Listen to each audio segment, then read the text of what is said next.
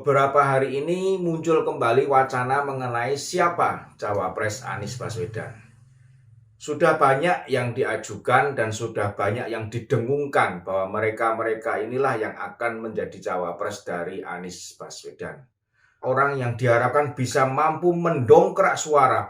Ada Mahfud MD, ada Khofifah, ada Yeni Wahid, bahkan sampai kepada yang namanya Luhut Binsar Panjaitan pun pernah didengungkan akan dijadikan cawapres dari Anies Baswedan.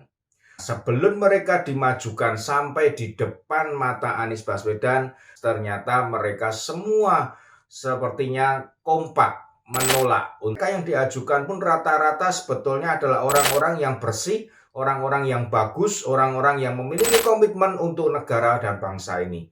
Tetapi semuanya menolak dengan caranya mereka sendiri-sendiri. Kita belum mengerti bagaimana jelasnya kondisi di dalam koalisi perubahan itu.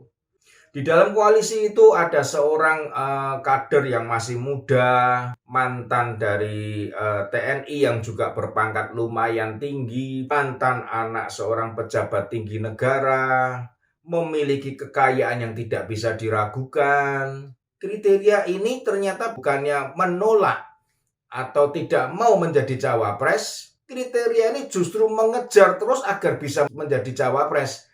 Ternyata kebalikannya, dia justru ditolak oleh sang capres. Itu pun juga didukung oleh salah satu partai di dalam koalisi perubahan, yaitu Partai Nasdem. Kita memiliki 3 capres. Dan di antara capres-capres ini tentu yang akan kita pilih adalah yang terbaik.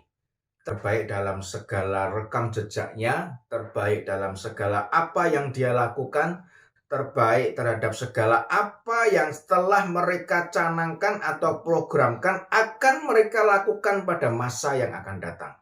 Di antara 3 capres dengan berbagai jenis ini, kita tahu Anies Baswedan saat ini sedang dilingkupi permasalahan, yaitu bagaimana mengenai Formula E yang belum jelas kabarnya, dan yang baru-baru ini mengenai apa yang dikatakan Stadion JIS yang kemungkinan dengan penemuan-penemuan itu mungkin bisa jadi ada arah yang tidak beres di dalam penggunaan anggaran.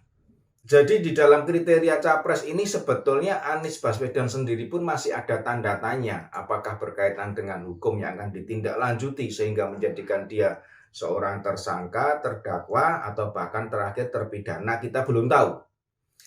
Capres yang kedua yaitu Prabowo Subianto, kita semua juga melihat bahwa dia meninggalkan sisi kelam masa lalu yang buruk, yaitu mengenai pelanggaran hak asasi manusia. Bahkan dia harus dicopot dari kepangkatannya seorang letnan jenderal.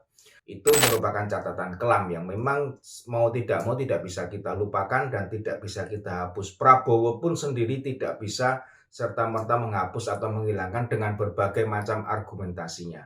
Dan dugaan ini tidak bisa dibantahkan dengan penjelasan yang jelas diterima oleh rakyat dan dibuktikan dengan jelas diterima oleh rakyat.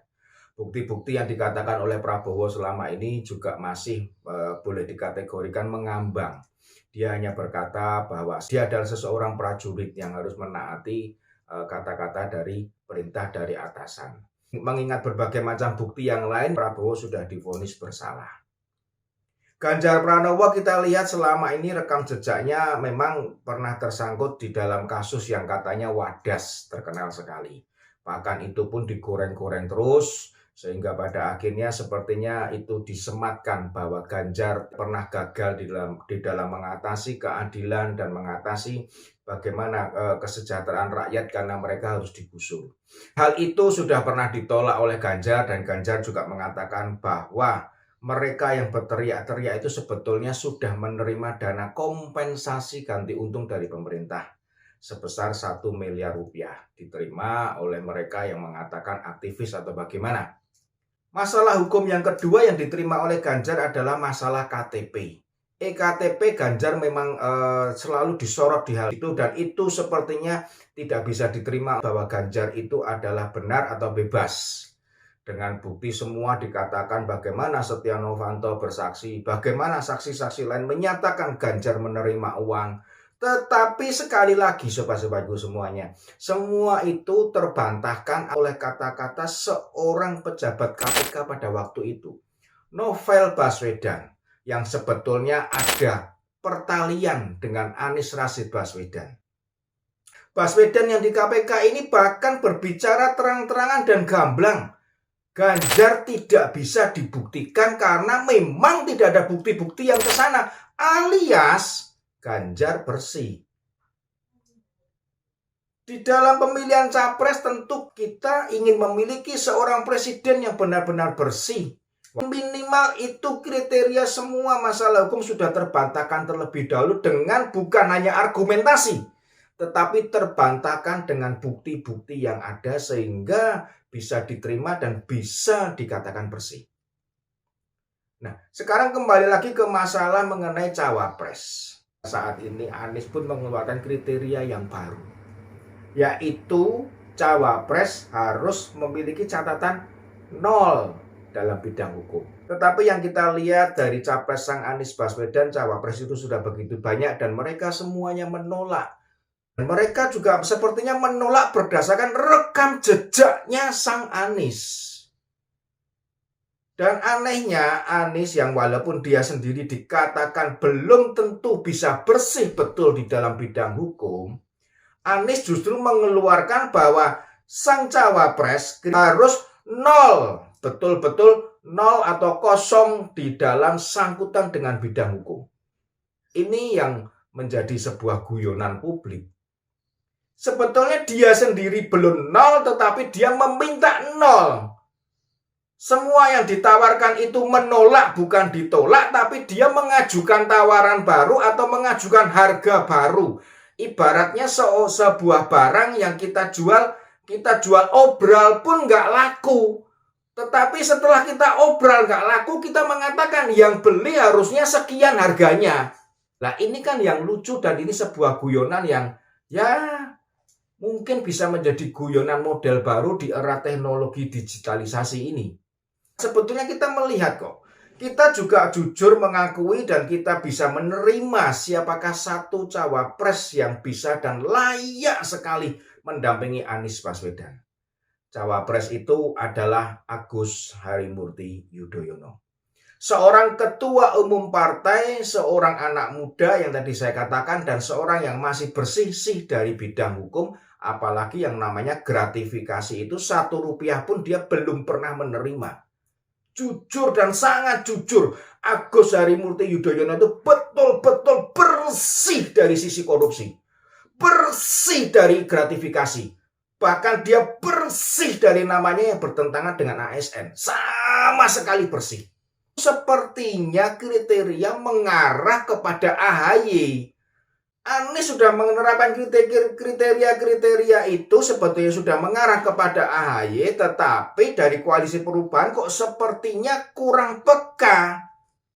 Sampai-sampai AHY akhirnya mengeluarkan sebuah ultimatum atau mengeluarkan sebuah tantangan kepada Koalisi Partai Perubahan. Di situ dia sempat pernah berkata bahwa jika saya dijadikan cawapresnya dari Anies Baswedan, apakah akan ada yang pergi? Tantangan itu begitu telak dan majleb kepada 2 partai koalisi yang lainnya. Dan itu tentu tidak bisa terjawab.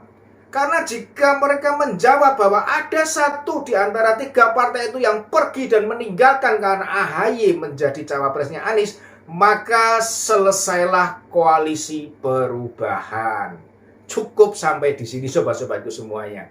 Dan itu berarti betul apa kata Mahfud MD bahwa Anies dijegal oleh anggota di Partai Koalisi Perubahan.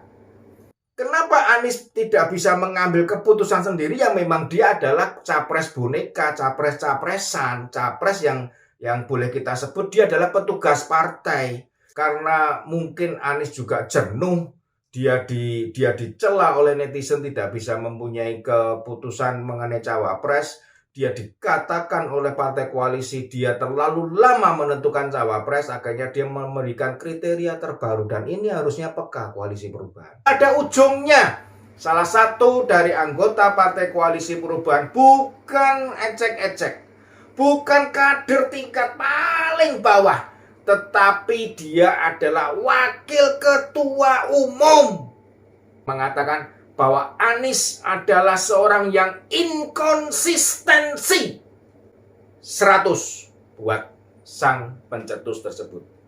Dan dengan ini kita jadi mengerti bahwa memang benar capres yang satu ini memang inkonsistensi. Tidak bisa menepati apa yang dia katakan. Tidak bisa membuat apa yang dia ungkapkan itu benar-benar terjadi. Selalu ada kriteria baru, selalu ada hal baru, selalu ada kata-kata baru yang luar biasa untuk menutupi inkonsistensinya dia. Jika sampai di sini Partai Koalisi Perubahan tidak bisa peka dan tidak bisa menerima cawapres dari Anies Baswedan, maka bisa dipastikan bahwa Anies dijegal oleh Koalisi Perubahan dan Anies tidak bisa menjadi capres. Kriteria capres tadi sudah jelas, siapa yang benar-benar nol dan siapa yang masih ada tersangkut dan siapa yang masih akan diusut. Dan sekarang menentukan cawapres tentu semuanya berkeinginan agar cawapresnya juga nol. Jadi nanti kita tunggu siapakah capres cawapres yang benar-benar nol, yang benar-benar nol dan akan diusut, yang benar-benar nol dan pernah terlibat. Salam Opidantos.